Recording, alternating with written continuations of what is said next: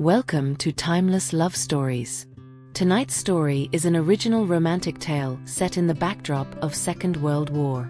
If you enjoy slow-burn romance, deep emotion, and love stories shaped by history, consider subscribing to the channel. Now, let us begin.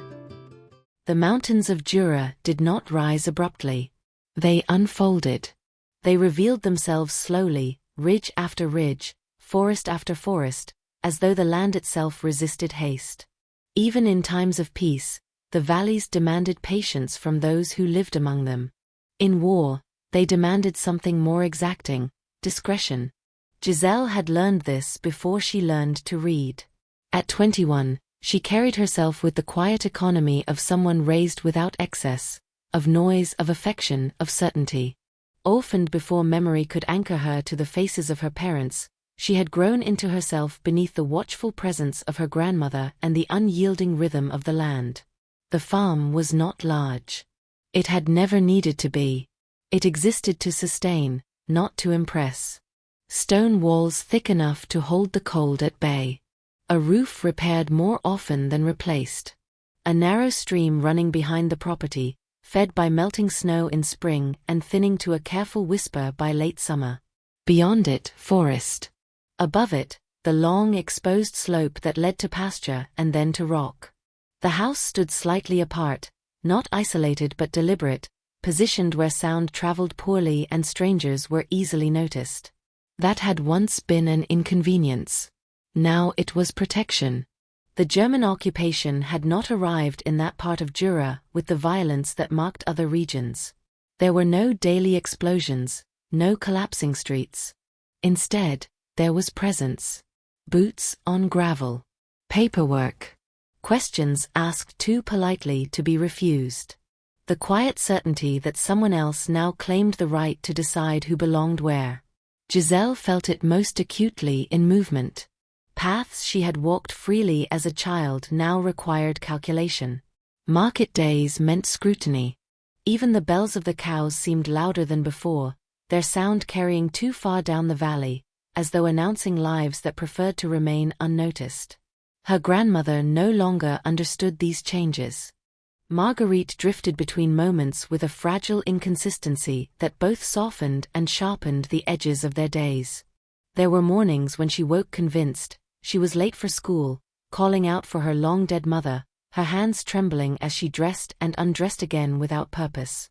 Other times, she sat for hours at the kitchen table, tracing the grain of the wood with her fingers, murmuring fragments of prayers Giselle did not recognize.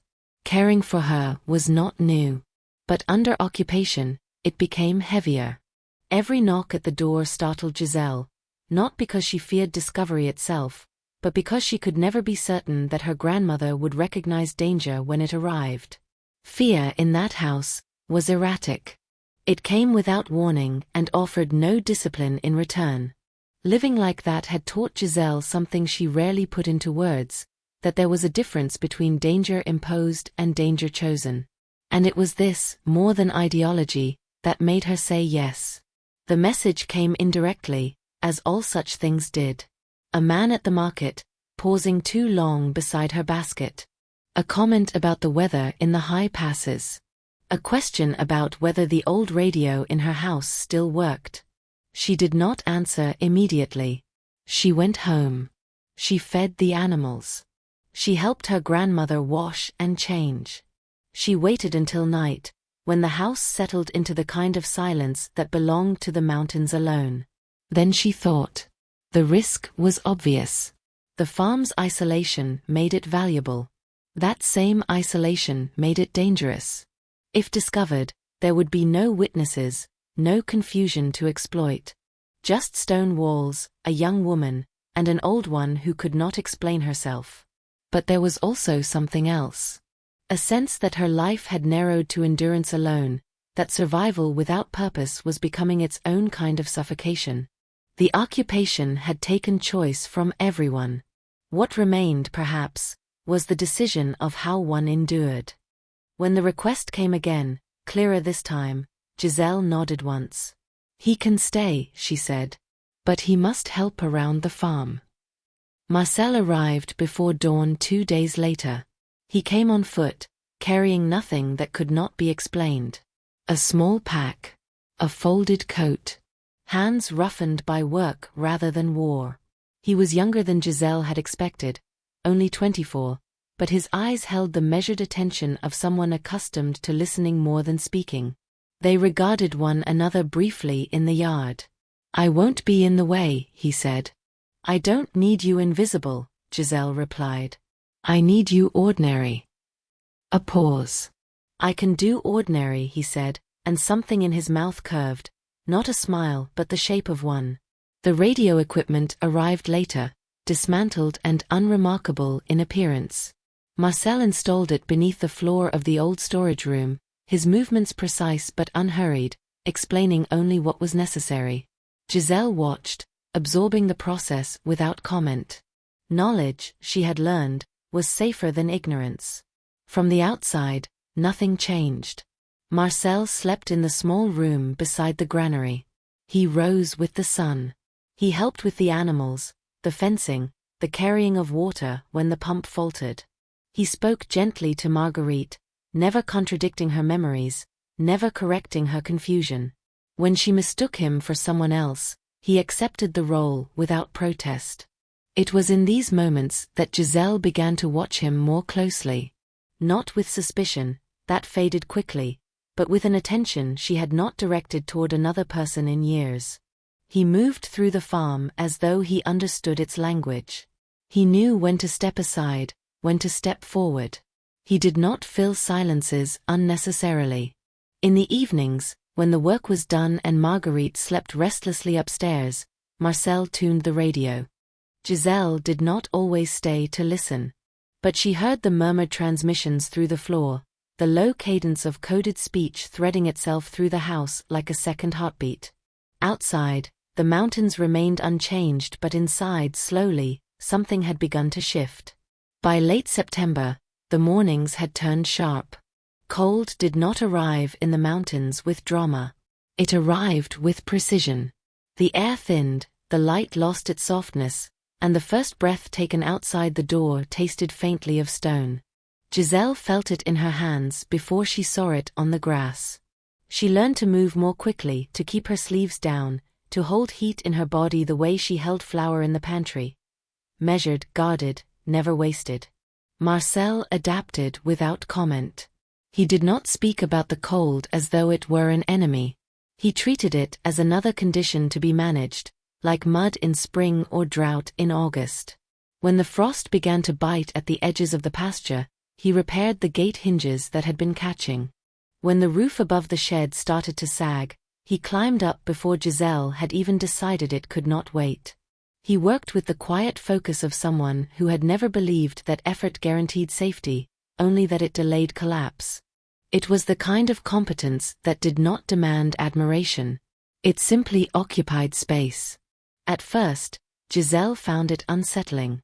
The farm had always required attention, but she had learned to carry it alone.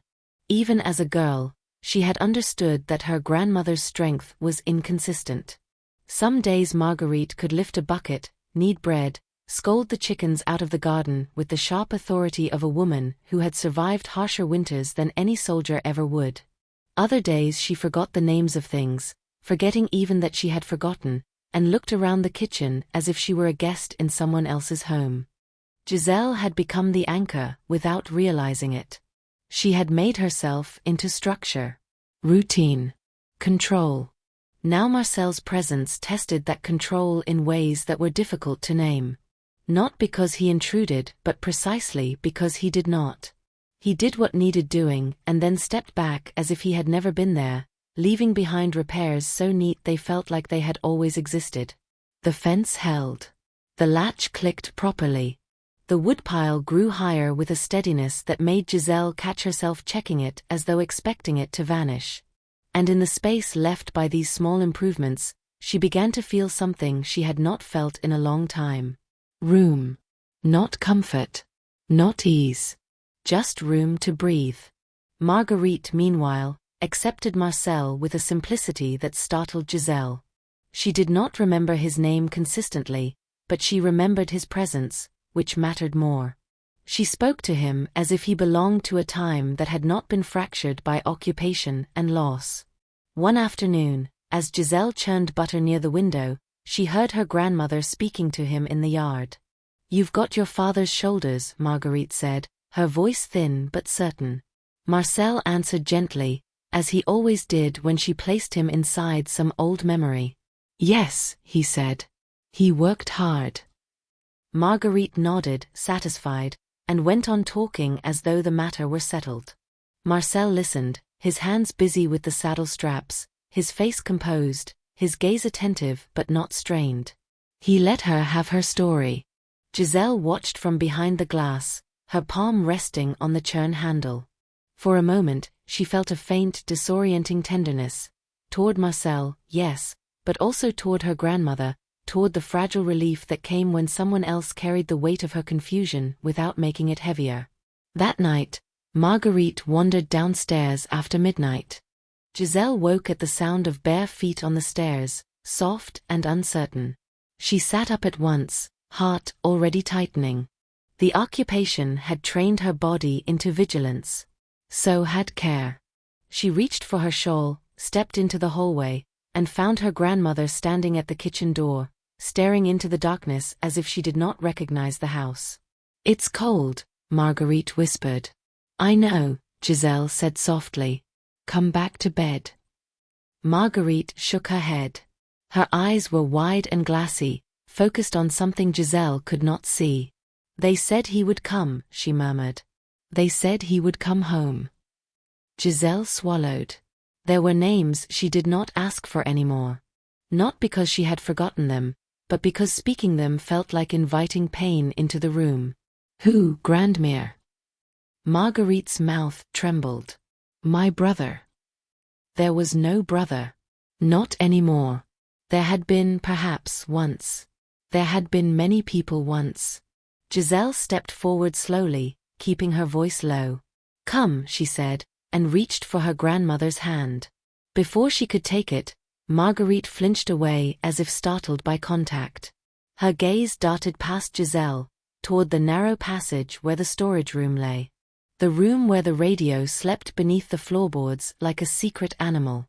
"I heard him," Marguerite whispered. "In there." Giselle's breath caught. For a moment she could not move. Her mind sketched possibilities with merciless speed. If Marguerite began to talk. If she wandered outside. If she told a neighbor, a priest, a soldier passing on the road. Then Marcel appeared, coming down the stairs in his socks, his shirt half-buttoned, hair rough with sleep. He stopped at the sight of Marguerite, took in the tension in Giselle's shoulders, and understood without being told. He stepped forward slowly, not toward Giselle, but toward Marguerite, as though approaching an animal that might bolt. "Madam," he said quietly. Marguerite turned her head, blinking, her expression shifting as if the sight of him rewrote her fear. "There you are," she said, relief flooding her features. "They said you would come."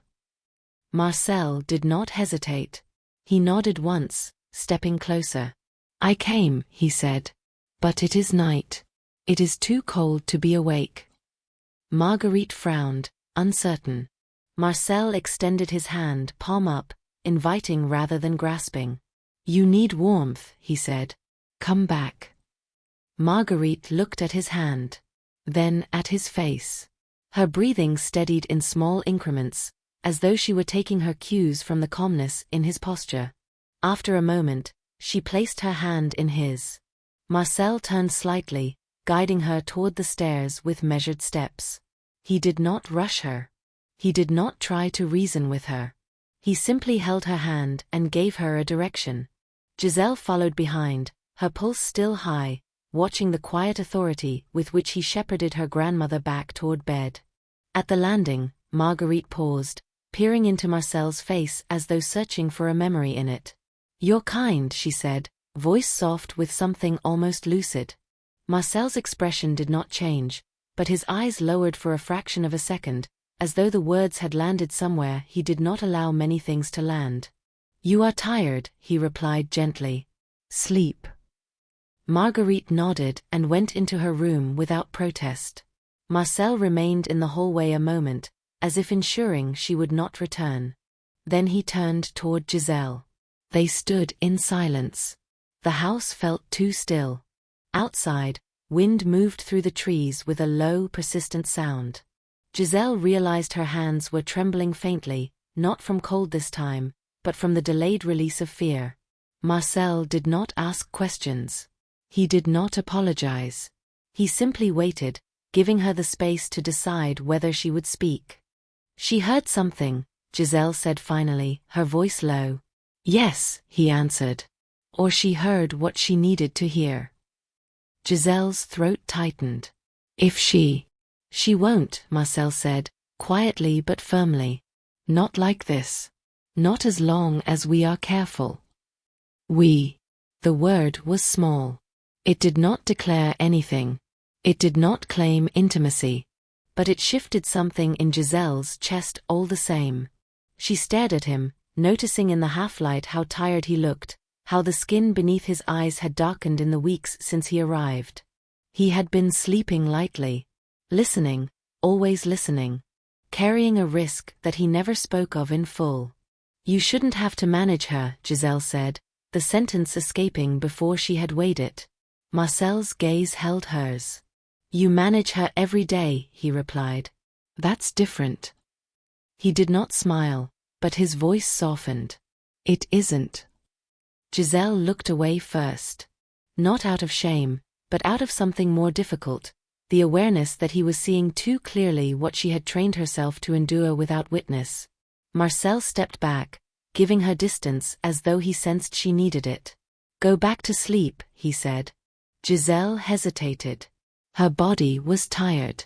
Her mind was restless. Before she could answer, Marcel added, almost casually, I'll check the door.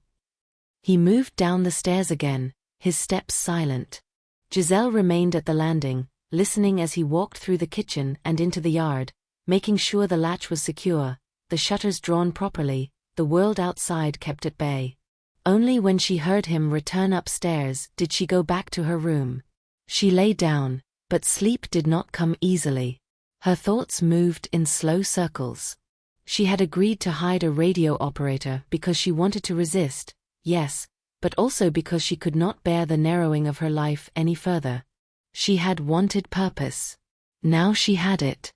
And she had something else she had not anticipated, the presence of another person who understood the weight of her struggle, who treated her grandmother's fragility not as a burden but as a condition of their shared reality.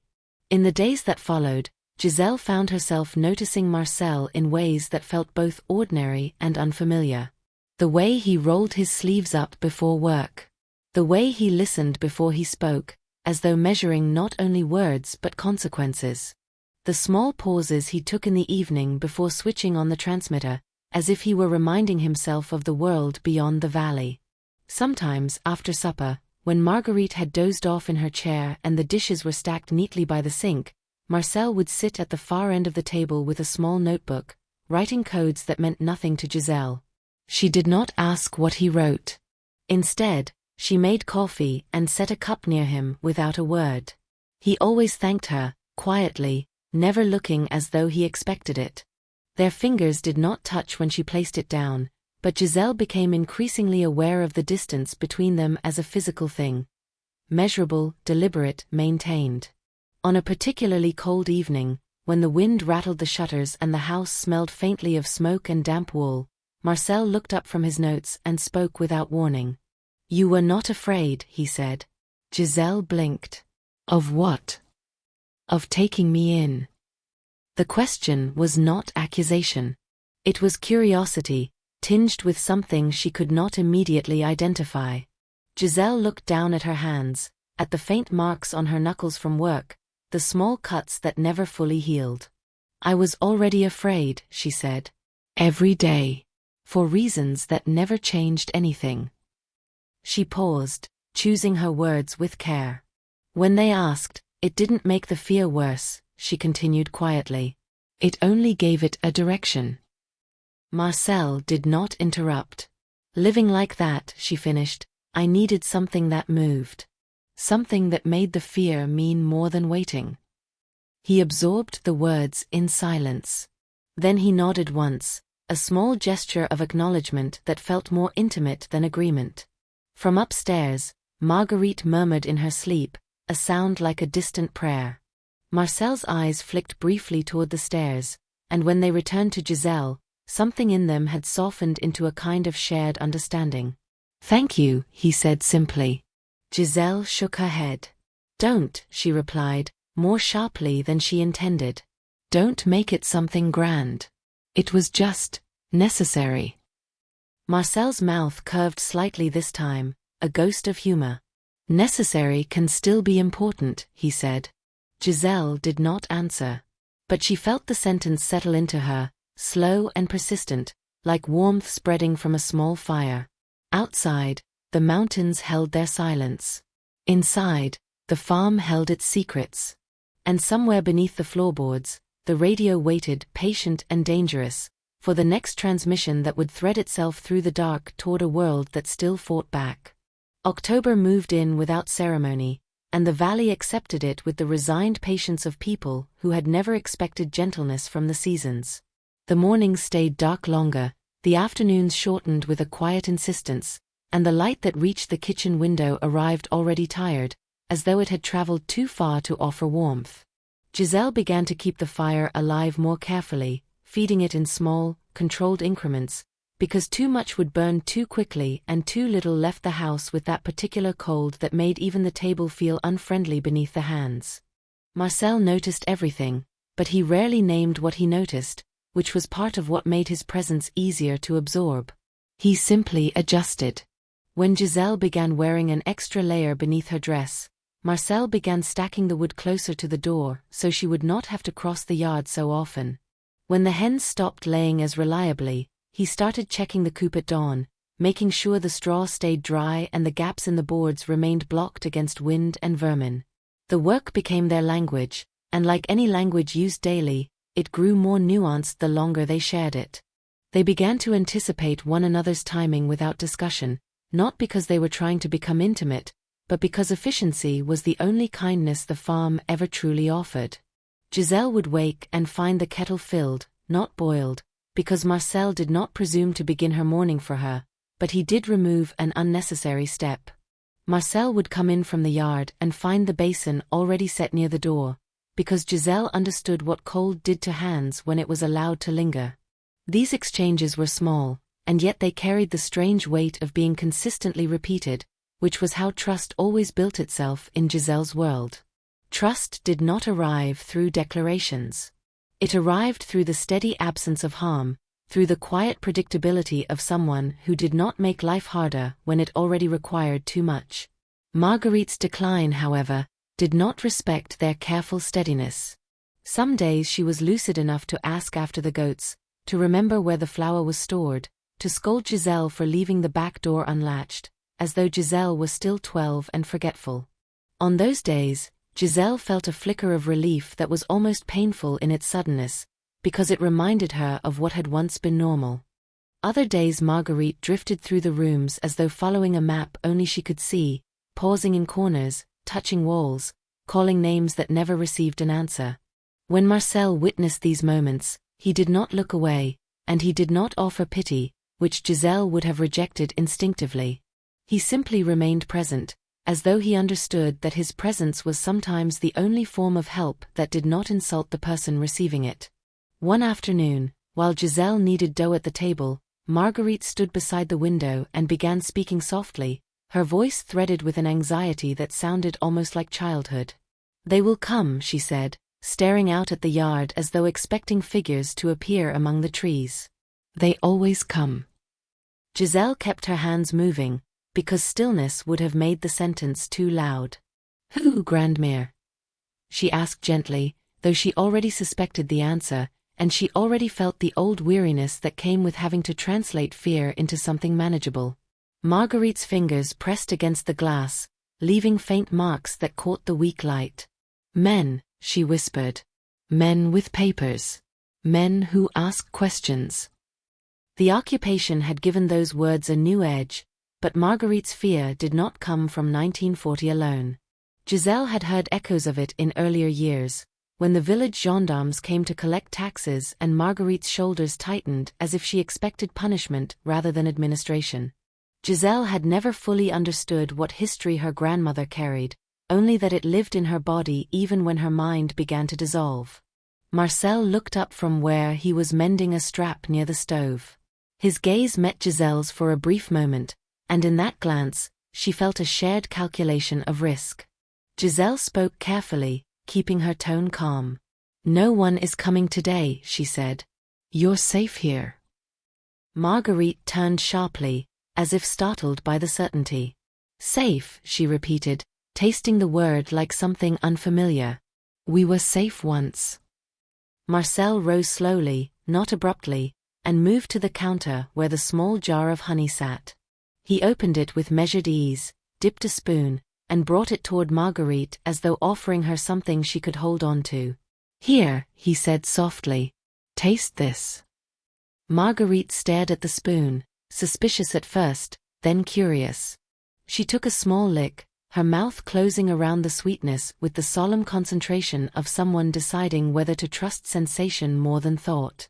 For a moment, her face softened.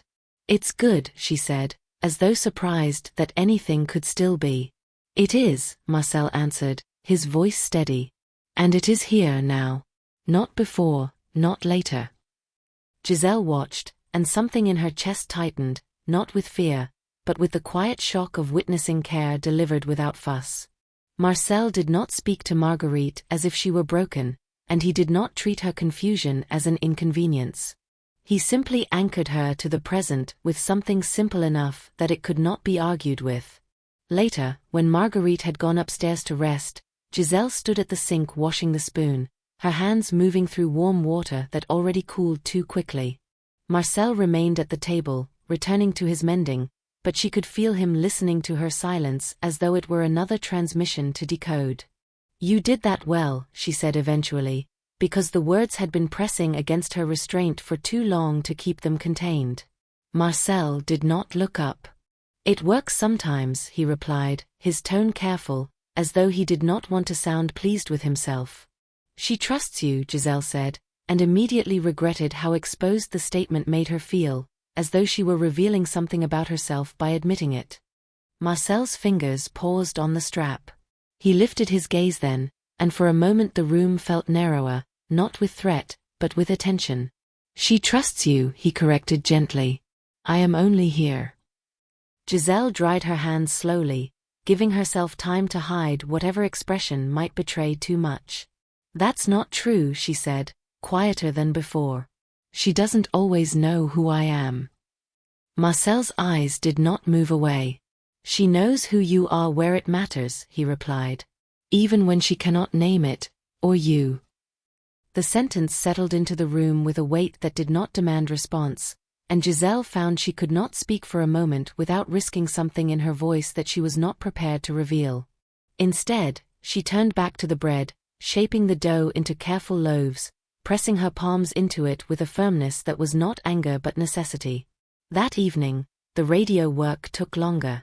Marcel disappeared into the storage room shortly after supper, and Giselle heard the faint shift of boards, the muted sound of equipment being accessed with practiced care. She remained in the kitchen, keeping Marguerite company, though calling it company was generous, because Marguerite drifted in and out of attention, pausing sometimes to ask whether the cows had been brought in even though they had not kept cows for years.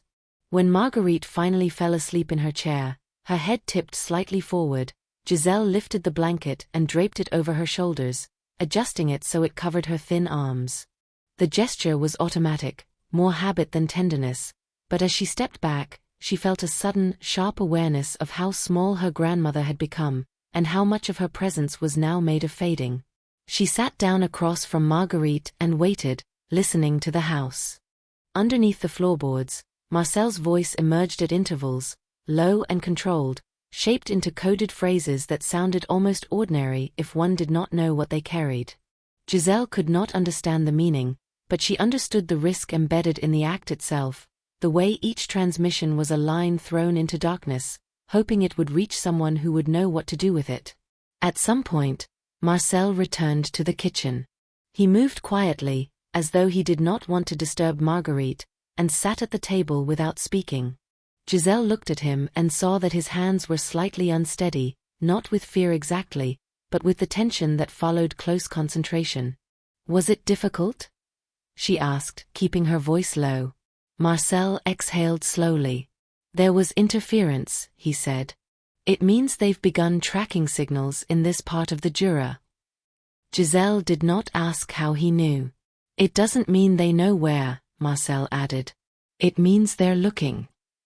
Giselle's mind moved ahead involuntarily, imagining boots on the path, the sound of voices in the yard, a hand on the latch. She thought of Marguerite waking confused, saying the wrong thing at the wrong time. "What happens if they come?" she asked, and hated the steadiness of her own voice, because it made the question sound like planning rather than fear. Marcel looked up. His eyes were darker in the lamplight, not dramatic, simply tired. "Then we do what we have to do," he said. "But we must behave as though they will not, because fear makes people careless." Giselle nodded, because it was true, and because she had already built her life on behaving as though the worst might happen without allowing it to shape every gesture. Silence stretched between them. Marguerite's breathing filled it softly, uneven but present. Marcel's gaze shifted toward her grandmother. "She is getting worse," he said, and there was no judgment in his tone, only recognition. Giselle's throat tightened. "I know," she replied. Marcel hesitated, then spoke in a voice even quieter. "Do you have anyone else?" he asked. "In the village, perhaps. Family." Giselle's mouth tightened, not from anger but from the old reflex of distance. "No," she said. "It's only us." Marcel nodded as if he had expected that answer, and yet something in his face softened at the confirmation, as though it made him look at her differently. Giselle did not want to be looked at with that kind of awareness. It felt too close to pity, even if it was not. It felt too close to the truth that she had built herself around the idea that no one would come to relieve her. To change the direction of the moment, she rose and poured him a small cup of the thin brandy they kept for winter aches and emergencies. She set it in front of him without ceremony. Marcel glanced at it. "I don't." "Drink," Giselle said quietly. "Not because you need it, but because I'm offering." Marcel's mouth curved slightly, and this time the humor, faint as it was, landed between them without discomfort. He lifted the cup, drank a small amount, then set it down with care. "It tastes like the mountains," he said, voice dry. Giselle allowed herself a brief exhale that almost resembled laughter, though it remained quiet in her chest rather than spilling outward. "Everything tastes like the mountains up here," she replied. Marcel looked at her for a long moment, as though the sentence had opened a door he had not intended to approach. His gaze traveled, not rudely, but with the slow attention of someone noticing what he had been deliberately avoiding. Giselle became acutely aware of her own posture, of her hands, of the way the lamplight caught the loose strands of her hair. She did not move away. She did not move closer. She simply remained, and in that stillness, she felt the precise weight of being seen, not as a symbol of resistance, not as a caretaker, not as a solitary figure in a hidden farm, but as a young woman whose life had been compressed for too long into duty alone. Marcel lowered his gaze first, as if correcting himself, and the moment passed without breaking. Still, it left behind something faint and persistent, like a warmth that did not yet know whether it belonged. The days continued, and with them the quiet education of shared life. Marcel began to teach Giselle small things about the radio, not because he expected her to operate it, but because he understood that knowledge steadied fear. He showed her how the transmitter was powered, how the cables were concealed, what parts could be removed quickly if they needed to make the room look ordinary in seconds. Giselle listened, memorizing the details with a discipline she applied to everything that might one day decide survival. In exchange, she taught him the farm's own hidden systems, the places where food could be concealed, the route through the trees that led to the stream without leaving obvious tracks, the cupboard behind the pantry wall where Marguerite's old papers were stored and which no one in the village even knew existed. Marcel absorbed these lessons with the same seriousness he brought to codes.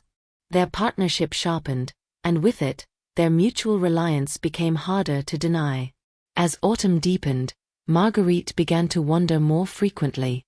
Once, Giselle found her near the stream behind the property, standing too close to the edge, her shoes already damp. Giselle's heart had seized so violently she had tasted metal in her mouth. She had called out sharply, and Marguerite had turned startled, as though Giselle was the stranger intruding on her private memory. "Don't shout," Marguerite had scolded, offended. "You'll frighten the birds." Giselle had swallowed her fear, approached slowly, and taken her grandmother's arm with a gentleness that required more strength than roughness ever would. That night, Giselle could not sleep. She lay in the dark, hearing the stream as a constant thread beyond the walls, and she could not stop imagining the ease with which a life could slip out of reach when attention faltered for a moment. In the morning, Marcel noticed the strain in her face without her naming it. He did not ask if she was all right. Instead, he said, "I will check the stream after I finish with the hens," as though it were simply another task on the list. Giselle looked at him, and this time she let herself say what she rarely allowed. "Thank you," she murmured. Marcel held her gaze with quiet steadiness. "We share what is heavy," he replied, as if stating a fact rather than offering comfort. Giselle nodded, and the words stayed with her through the day, lodged somewhere deeper than thought, because they suggested a world in which burden was not automatically solitary. By the end of the month, the first snow threatened the upper slopes, visible as a pale dusting on rock that did not yet reach the valley floor. The road down toward the village grew quieter, and with the quiet came a feeling Giselle could not entirely trust. Silence could be safety. It could also be preparation. Marcel said little during those days, but Giselle saw the way his attention sharpened whenever distant sounds carried strangely through the cold air. She saw him pause sometimes by the window, listening as though the valley itself might transmit warning before any radio signal could. One late afternoon, as the light drained quickly from the sky, a distant engine sound drifted upward, faint but unmistakable. It did not belong to farm machinery. It did not belong to village carts.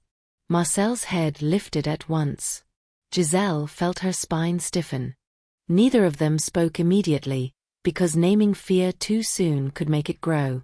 They simply listened, measuring the distance, the direction, the rhythm.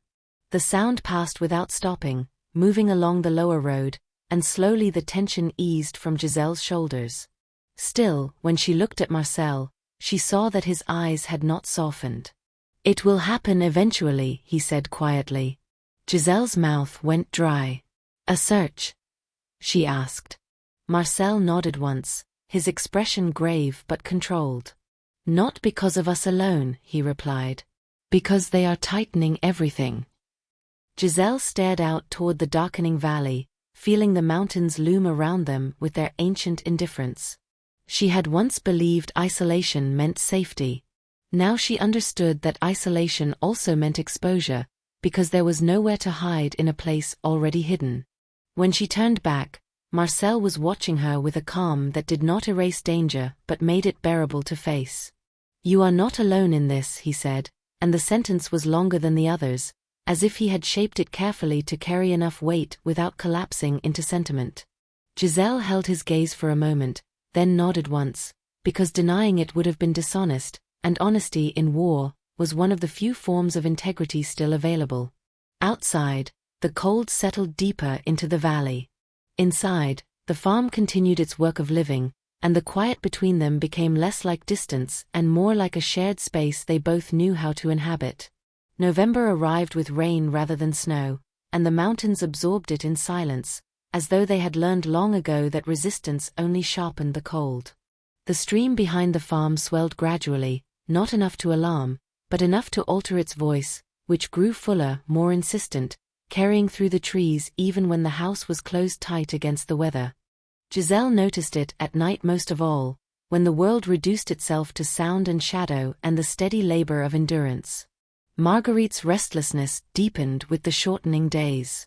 She slept less, and when she did sleep, it was lightly, as though her body no longer trusted stillness to keep her anchored.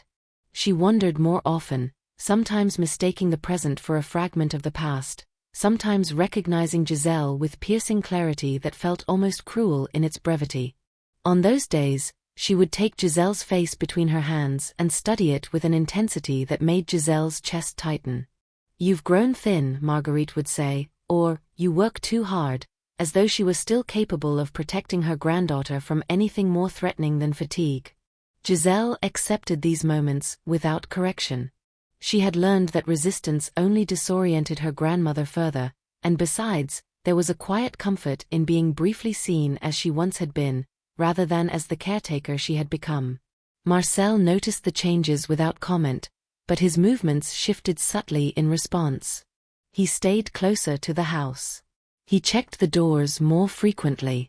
When he worked outside, he kept his attention divided between the task at hand and the windows above, where Marguerite sometimes appeared unexpectedly, watching the yard with a searching expression that suggested she was waiting for someone who never arrived.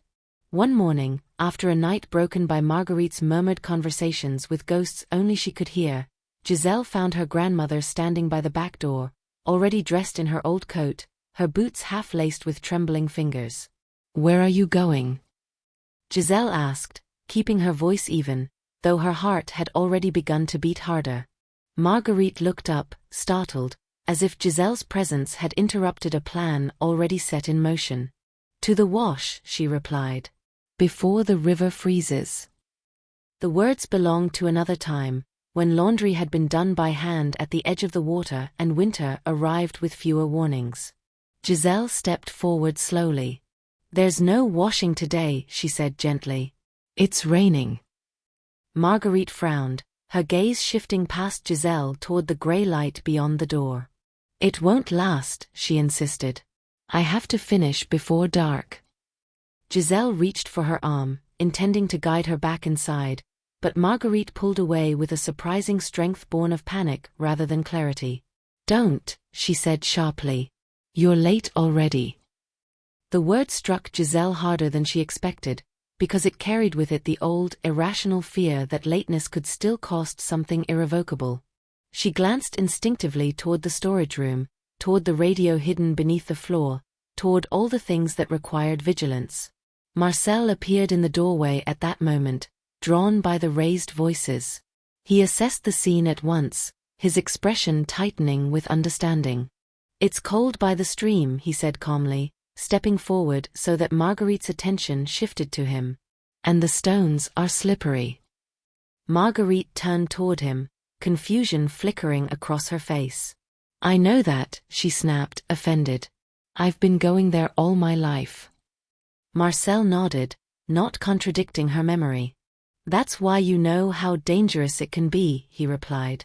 "Especially when the water is high." For a moment, Marguerite hesitated, her certainty wavering. Giselle held her breath, waiting for the decision to tip back toward safety.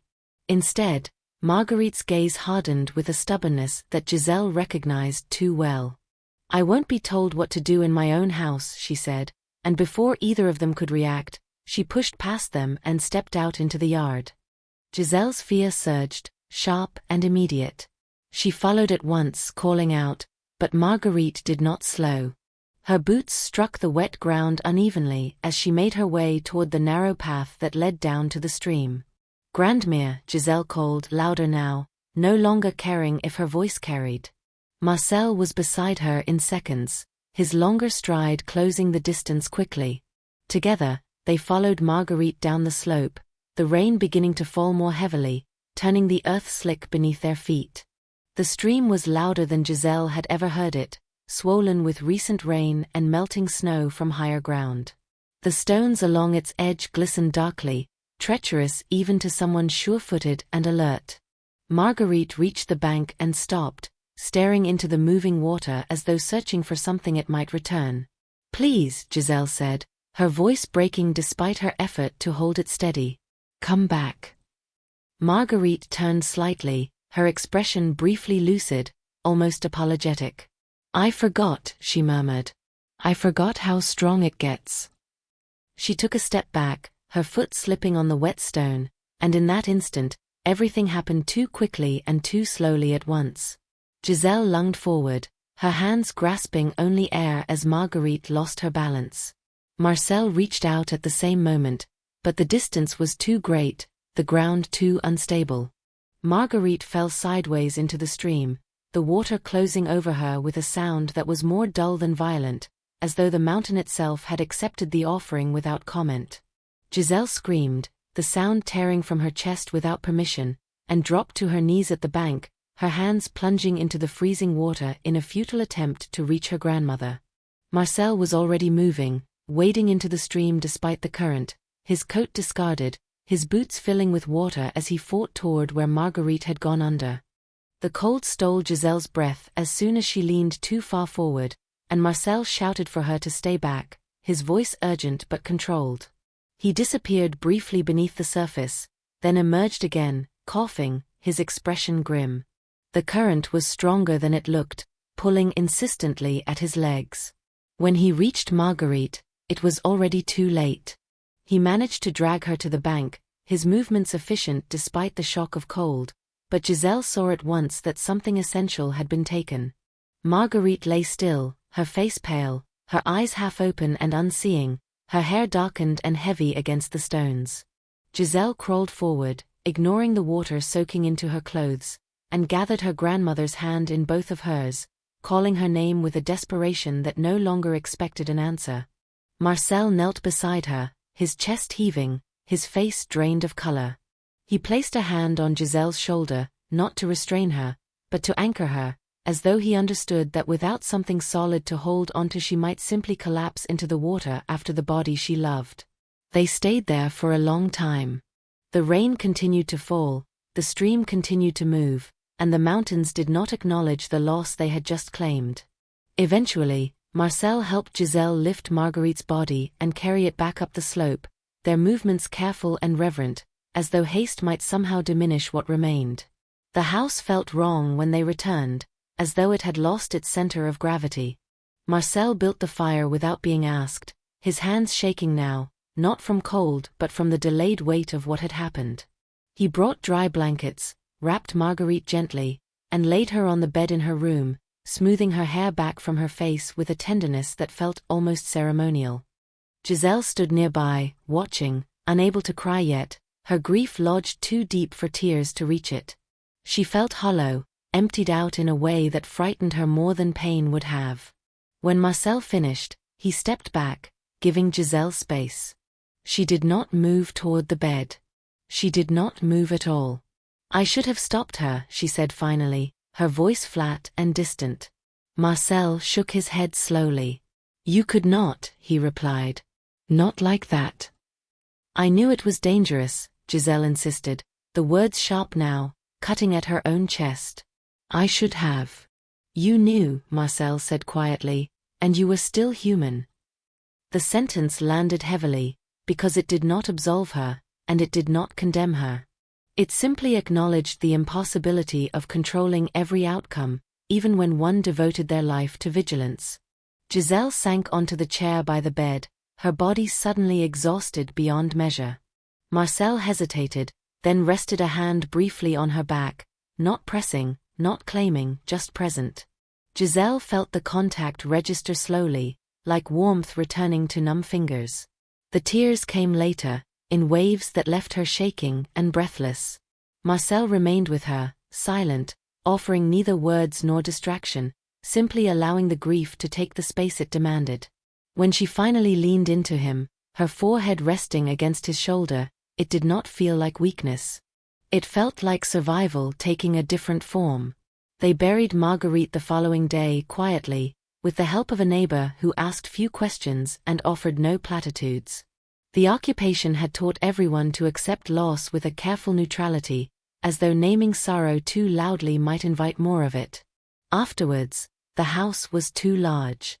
Every sound echoed differently, the absence shaping space in ways Giselle had not anticipated. She moved through the rooms with a disorientation that had nothing to do with fatigue and everything to do with the sudden removal of purpose.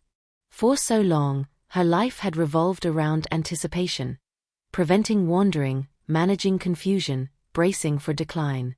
Now there was only the stillness of an ending. Marcel stayed close, but he did not intrude. He took over the tasks that Giselle neglected without comment, keeping the farm running with a steadiness that felt almost unreal. In the evenings, he did not turn on the radio unless absolutely necessary, as though recognizing that grief required silence more than resistance required sound.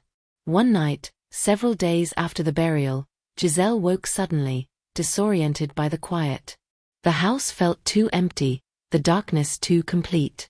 She lay still for a moment, listening, and realized with a start that the sound of the stream no longer felt distant. She rose, wrapped herself in a shawl, and went downstairs.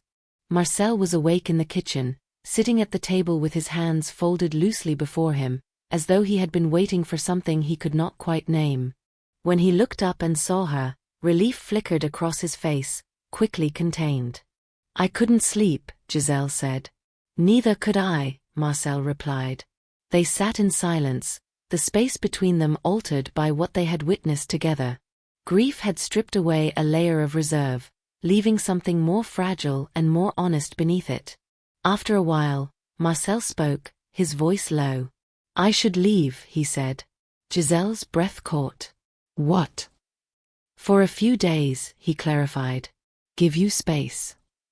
Giselle stared at him, and something inside her recoiled at the thought of being left alone with the echoing rooms and the relentless stream. The reaction surprised her with its intensity. "Don't," she said, the word escaping before she could temper it. Marcel searched her face carefully, as though making sure he understood what she was offering rather than assuming it.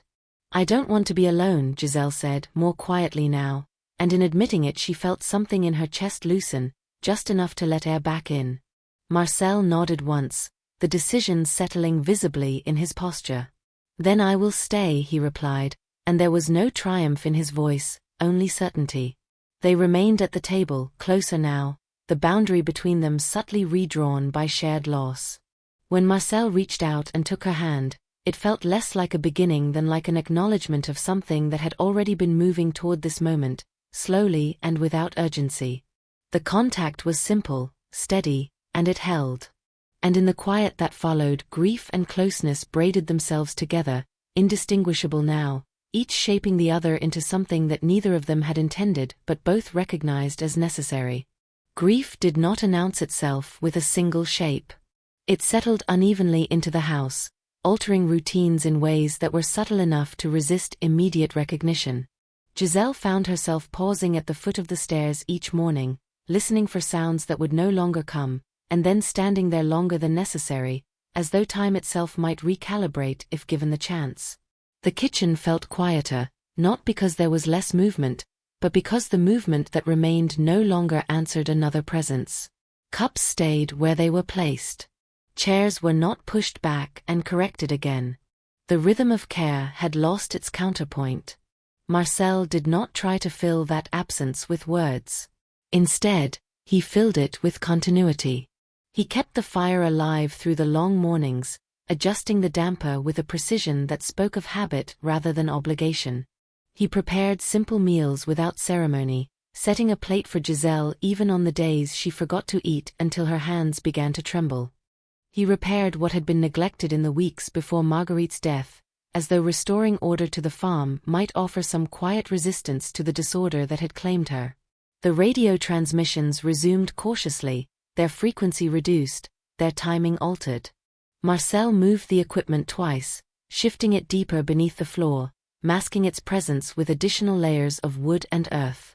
He did this alone, but he explained every step to Giselle afterward, not because she needed the instruction, but because he understood that secrecy, when shared, became steadier.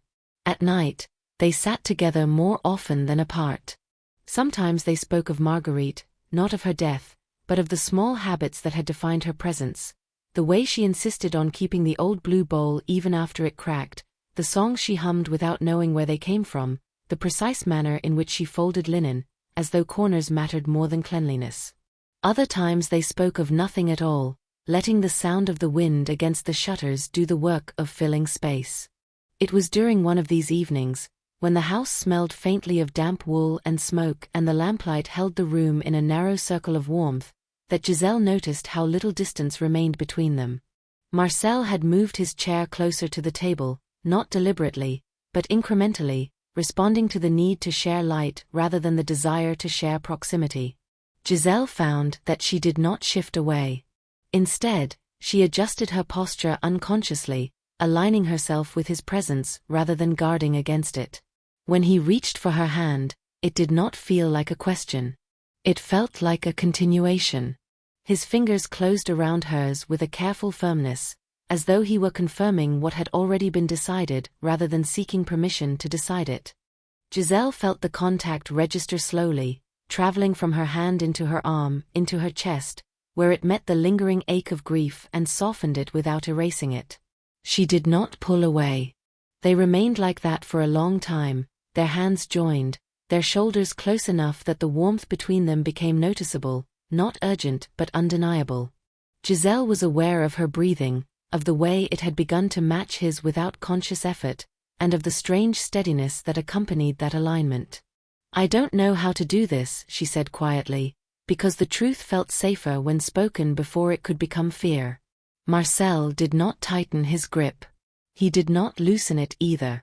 "Neither do I," he replied, his voice even, unembellished. "But we are not starting from nothing." Giselle closed her eyes briefly, absorbing the sentence. It did not promise ease. It did not pretend that loss could be replaced. It acknowledged accumulation, the slow gathering of shared moments that had brought them to this point without spectacle. When she leaned toward him, it was not a decision made in haste. It was a movement shaped by exhaustion and trust, by the quiet understanding that isolation was no longer a form of strength she wished to practice. Her forehead rested briefly against his shoulder, and Marcel adjusted instinctively, angling his body so that she could lean without strain. His other hand rose, hesitated, then settled at her back with a restraint that made the gesture feel more intimate than possession ever could. They did not kiss immediately. Instead, they remained suspended in that closeness, listening to the house, to the muted sound of the stream beyond the walls, to the steady presence of one another's bodies occupying the same space without demand. Giselle felt the tension in her chest ease incrementally, replaced by a warmth that did not erase grief but made it bearable to carry. When their lips finally met, the contact was gentle and unhurried, a confirmation rather than an escalation. Marcel did not press forward. He did not seek urgency. He responded to the angle of her head, to the slight pressure of her mouth, allowing the moment to unfold at its own pace. Giselle was acutely aware of sensation in a way she had not been in years, not because it was overwhelming, but because it was precise. The warmth of his breath. The faint roughness of his skin against hers. The way his hand remained steady at her back, as though anchoring both of them to the present rather than pulling either of them forward too quickly. When they separated, it was only far enough to look at one another. Marcel's expression held no surprise, only attention.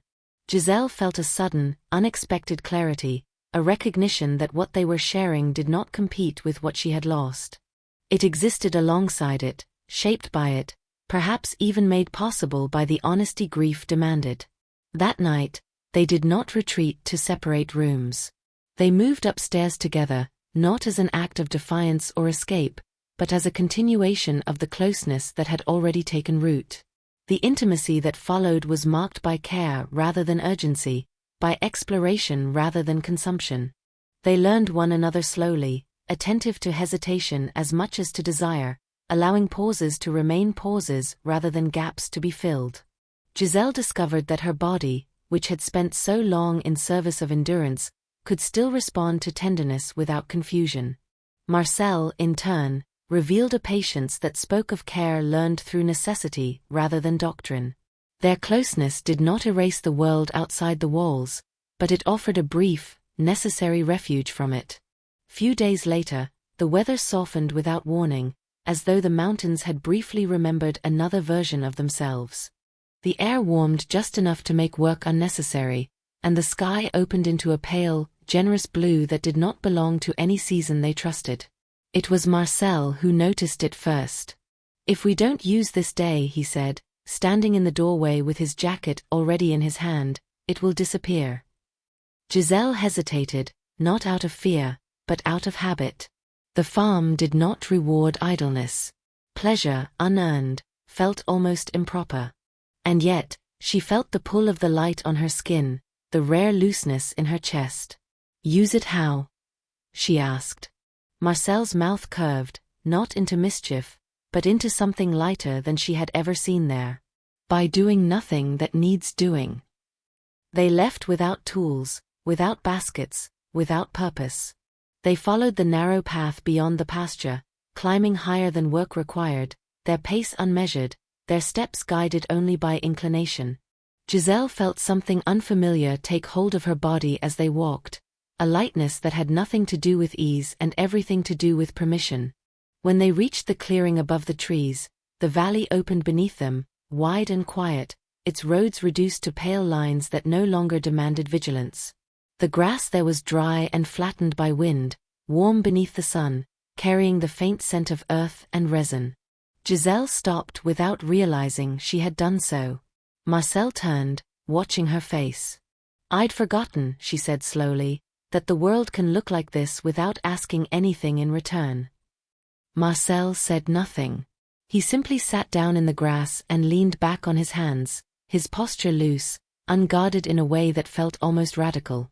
After a moment, Giselle joined him, stretching out beside him, her body sinking into the ground as though it recognized the gesture as something it had been denied for too long. They lay there in silence, the sun warming their faces, the sound of wind moving through grass and pine needles like a long, patient breath. Giselle closed her eyes and felt her body begin to uncoil, the constant readiness easing its grip. Marcel shifted beside her, turning onto his side so he could look at her properly. The light caught the line of his jaw, softened the angles of his face. She became aware, suddenly and acutely, of how rarely she had looked at someone without also measuring consequence. His fingers brushed her wrist first, a contact so light it barely registered as touch. Giselle did not move away. Instead, she turned toward him, her own hand finding his forearm, tracing the familiar strength there with a curiosity that felt newly allowed. The kiss that followed was unhurried, deepened not by urgency but by the simple fact that there was no need to stop. Marcel's body pressed closer, the warmth of him undeniable now, grounding and alive. Giselle felt the grass beneath her back, the open sky above her, the rare sensation of being held by something larger than fear. Clothing loosened gradually, hands learning and relearning the language of one another's skin, the contact shaped by attentiveness rather than haste. The open air heightened everything, the contrast of warmth and breeze, the press of earth beneath her, the slow build of sensation that traveled through her body with a steadiness that made her breath deepen and slow. Marcel moved with a restraint that did not diminish intensity but sharpened it, as though he understood that pleasure, like trust, expanded when it was not rushed. Giselle responded without self-consciousness now, her body answering his with a freedom that surprised her, her thoughts quieted by the immediacy of sensation. When they came together fully, it felt less like crossing a boundary than like stepping into alignment.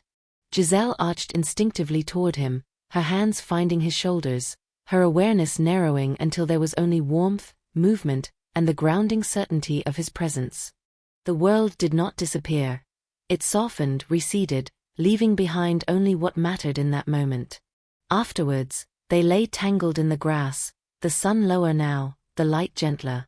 Marcel's arm rested loosely around her, his fingers tracing absent patterns along her side. Giselle felt the steady rise and fall of his breathing and realized, with a quiet clarity, that pleasure had not made her forget the war. "You're quiet today," Marcel said after a while. Giselle considered the sky before answering. "I was thinking about how quickly this feels established." Marcel did not look away. "Does that trouble you?" She shook her head slowly. "No. It surprises me." She laughed then, softly at first as if unaccustomed to the sound of it.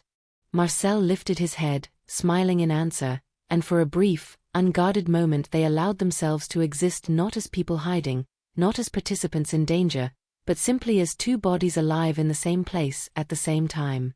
When they finally rose and dressed, the valley below looked unchanged. The roads were still there. The war remained, and the occupation, however, did not recede. German patrols began to appear more frequently along the lower roads, their presence announced by engine noise that carried too clearly in the cold air. Once, Giselle saw a pair of soldiers standing at the edge of the village square, their posture relaxed, their rifles slung casually, as though they had nowhere else to be. The sight unsettled her more than overt aggression would have. Leisure suggested permanence. Marcel increased the precautions without comment. He shortened transmission windows further. He altered the access route to the storage room, ensuring that if the floorboards were disturbed, it would not immediately reveal the space beneath. He taught Giselle how to dismantle the most visible components quickly, rehearsing the process until it became muscle memory rather than thought. "You may need to do it without me," he said one afternoon, his tone practical rather than ominous. Giselle looked at him steadily. "We will not assume that," she replied. Marcel nodded, accepting the boundary. "No," he agreed. "But we prepare anyway." The preparation brought with it a renewed tension, a tightening that Giselle felt in her body even when nothing overtly threatened them. She became acutely aware of sound again, of how easily footsteps carried on frost, of how quickly a quiet valley could amplify intrusion. At night, she slept lightly, waking at the smallest change in rhythm, her hand instinctively seeking Marcel's warmth beside her before her mind caught up with fear. It was during one such night, when the wind rose unexpectedly and the house creaked under its pressure, that Marcel spoke words he had not intended to say aloud. "If they come," he murmured half awake, "you must hide first." Giselle turned toward him, the darkness concealing her expression but not her resolve. "We will decide together," she said quietly. Marcel exhaled slowly, the tension easing from his body at the sound of her certainty. "Yes," he replied. "Together." The word carried more weight now than it had before, because it had been tested by loss, by fear, by the knowledge that togetherness in war was both a risk and a commitment. The search came sooner than either of them expected. It began with a knock that was too formal to belong to a neighbor and too early to belong to anything ordinary. Giselle woke instantly, her body already moving before her thoughts aligned. Marcel was awake as well, his posture shifting with the same reflexive readiness she felt in herself. They did not speak as they dressed. Giselle descended the stairs first, her movements controlled, her expression carefully neutral. When she opened the door, she found two German soldiers standing in the yard, their boots already leaving marks in the damp earth. They spoke politely. They asked questions that sounded routine. They requested permission to look around. Giselle nodded, because refusal would have been more dangerous than compliance, and because the farm, stripped of Marguerite's presence, no longer had the shield of confusion to deflect scrutiny. The search unfolded slowly, with a patience that felt deliberate rather than methodical. Drawers were pulled open and left that way. Cupboards were searched without care for order. The shed was inspected thoroughly, tools displaced, the dirt floor disturbed by heavy boots. Giselle followed where she was told to follow, answered when addressed, remained silent when she was not. Marcel stayed hidden behind the false wall in the granary, his body compressed into the narrow space, his breath reduced to the smallest possible measure. He listened to the sounds above him, footsteps, voices, the dull scrape of wood, and waited for the moment when waiting would no longer be enough.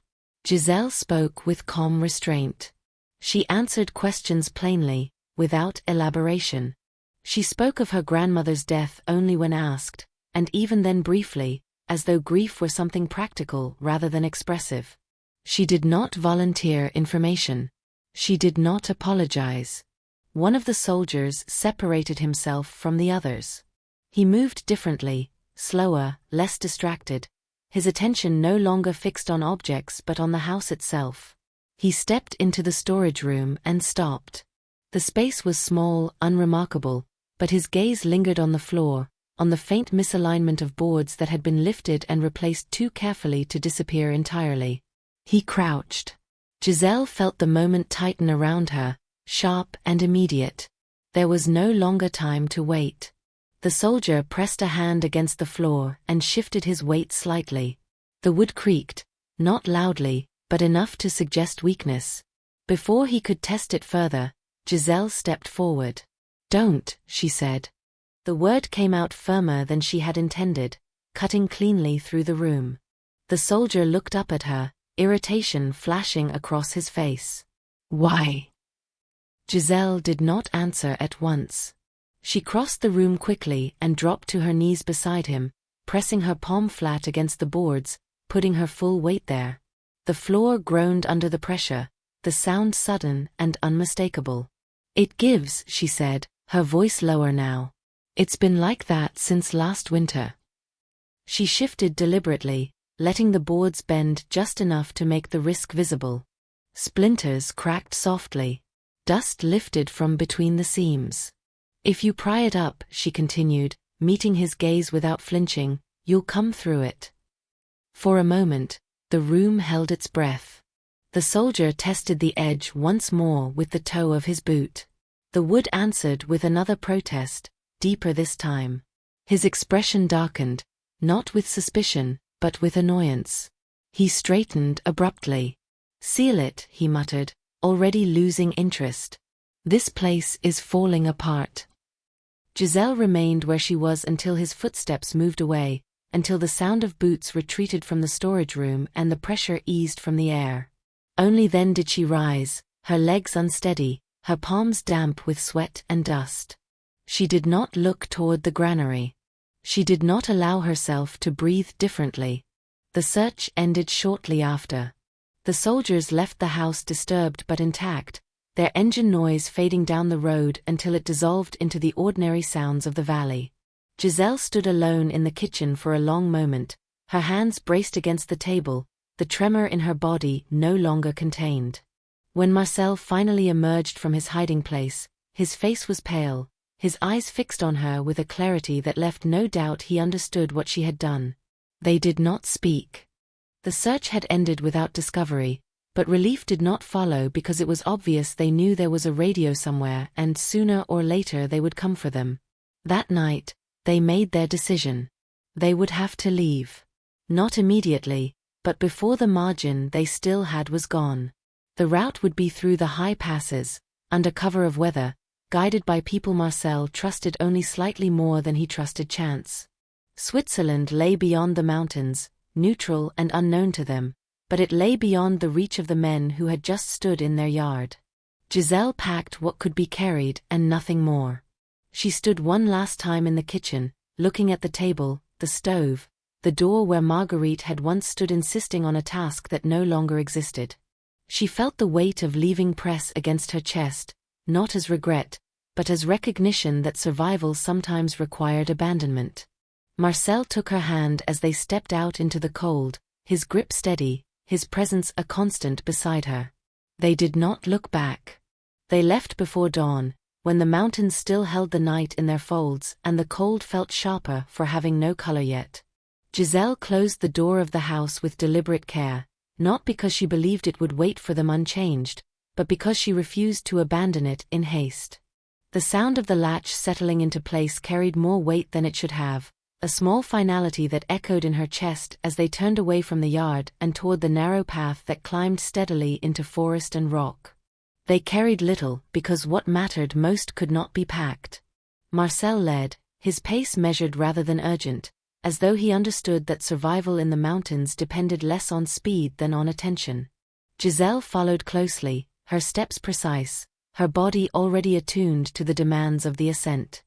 The route was not unfamiliar to her, but the purpose was new, and that difference sharpened every sensation. The cold bit at her lungs. The straps of the pack pressed against her shoulders. The ground shifted unpredictably beneath her boots, reminding her with every step that the margin for error was thin.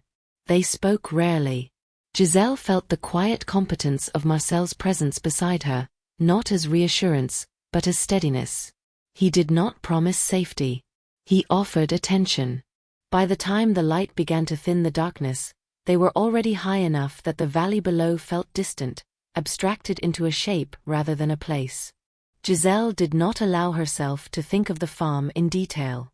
She thought instead of the next step, and then the one after that. This narrowing of focus felt familiar. It was the same discipline she had practiced for years, only now it carried them forward rather than holding her in place. They reached the first shelter by mid-morning, a crude structure tucked against rock, its roof patched and uneven, its walls bearing the marks of many hands that had come before and left little trace. Inside, the air smelled of damp wood and old smoke. They rested there briefly, drinking sparingly, eating only enough to quiet hunger rather than satisfy it. Marcel watched the sky through the narrow opening while Giselle adjusted her gloves, her fingers stiff and reddened by cold. "The weather will turn," he said quietly. "By afternoon." Giselle nodded. "Then we move before it does." The climb that followed demanded everything she had left, but she did not falter. Fatigue arrived in waves, pressing at her muscles, testing her balance, but she accepted it without panic. Pain, she had learned, was not always a warning. Sometimes it was simply the cost of persistence. By the time snow began to fall, thin and sharp, they were already descending the far side of the pass. The landscape shifted subtly, not dramatically, but enough that Giselle felt the change register in her body before her mind caught up with it. The trees grew denser. The paths felt less exposed. The air, though still cold, carried a different quality, as though it belonged to another set of expectations. Switzerland did not greet them with relief. It greeted them with bureaucracy, with waiting, with the careful neutrality of a country that survived by standing slightly apart. They were questioned, documented, directed to places that offered shelter without comfort. Giselle accepted this with a calm she did not feel. Safety, she understood now, did not resemble peace. It resembled the absence of immediate threat, and even that was provisional. They stayed first in a shared building, then in a smaller rented room on the edge of a town whose name Giselle never fully learned to pronounce. Marcel found work where he could. Giselle learned the rhythms of a life that was neither home nor transit, suspended between what they had fled and what they had not yet claimed. The war continued.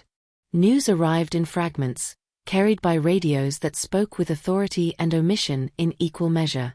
Fronts shifted. Cities fell and were retaken.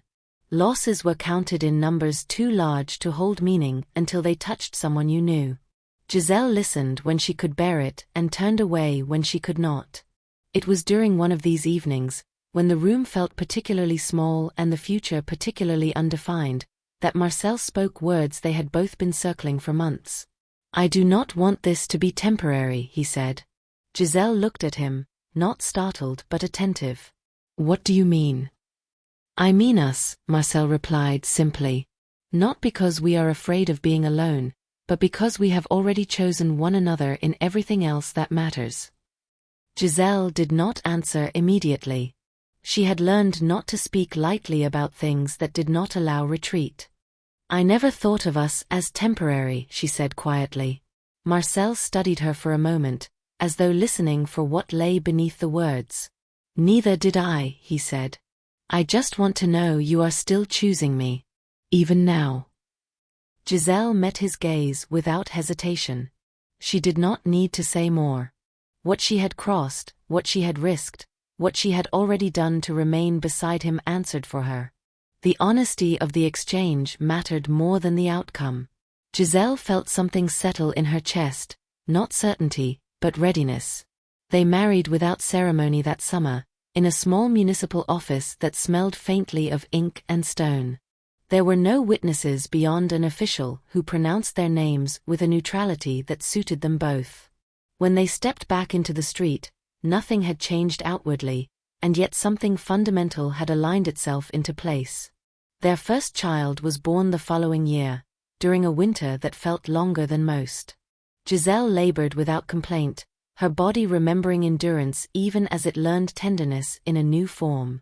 Marcel held the child with a reverence that startled him, as though he had not expected himself to be capable of such careful joy. The second came soon after, arriving into a world that was beginning, finally, to shift toward an end it could almost imagine. The war did not conclude all at once. It loosened its grip unevenly, leaving behind devastation that refused simple resolution. When news of the end reached them, Giselle felt less relief than quiet disbelief. The end of something so vast did not register as a single emotion. It felt instead like standing on ground that had stopped moving without warning. They waited. Not because they feared return, but because they understood that ruins needed time before they could be entered without injury. When they finally crossed back over the mountains, their children bundled against the cold, the passes felt different, not gentler, but less guarded, as though the land itself were recovering from vigilance. The farm stood where it had always stood. What remained of it? The roof sagged noticeably now, one corner partially collapsed. The yard bore signs of neglect that felt almost intimate in their familiarity. Weeds had claimed spaces Marguerite once scolded into order. The stream ran as it always had, indifferent and full, carrying no memory of what it had taken. Giselle stood at the edge of the yard and felt grief return, not sharp this time, but deep and resonant, layered with something else that surprised her. Hope, cautious and unassuming. Marcel said nothing. He simply set down his pack and took their eldest by the hand, guiding him carefully across the uneven ground, showing him that this place, broken as it was, still deserved respect. They began with what could be made safe. The roof first, because shelter was not negotiable. Nothing was restored exactly as it had been, and they did not try to pretend otherwise. The children learned the land as it was now, uneven and tentative, their movements cautious at first, then freer, as though the ground itself were slowly granting permission. In the evenings, Giselle sometimes watched Marcel working by the fire and thought of what that house had held: fear, silence, waiting, and of what it was learning to hold instead. The farm would never be the same. Neither would they. And yet, as the work continued, she understood that rebuilding did not mean erasure. It meant layering. It meant allowing damage to exist alongside growth, allowing loss to inform rather than define what followed. Europe, she knew, was doing the same, unevenly, without guarantees, held together by repair rather than certainty. The mountains rose around them, unchanged in their indifference. The stream continued its work. The house stood, altered but standing. What had begun in secrecy and fear had become something deliberate and visible, shaped not by the war itself, but by the choices they made in its aftermath. Thank you for listening to this story. If it stayed with you, you are warmly invited to like the video, subscribe, and share your thoughts in the comments. New timeless love stories await you. Until next time.